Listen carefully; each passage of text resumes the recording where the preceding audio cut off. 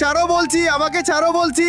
আরে বস, আপনি যে সময় হাঁকতে গিয়েছিলেন সে সময় এই ছেলেটা আপনাকে দেখে ফেলেছে। শালা তোকে তো আজকে ছাড়ছি না। এই শালাকে তাড়াতাড়ি নদীতে ফেলে দে। আচ্ছা বস, আমরা নদীতে ফেলে দিচ্ছি ওকে। আরে আমি তো আবার বেঁচে গেছি।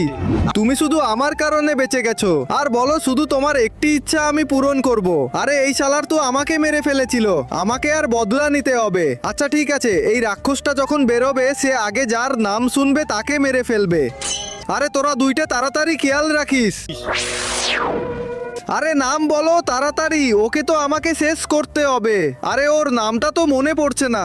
এই তাড়াতাড়ি বলছি, নাম বলো। আরে এটা কি? এটা তো মনে হচ্ছে রাক্ষস আরো।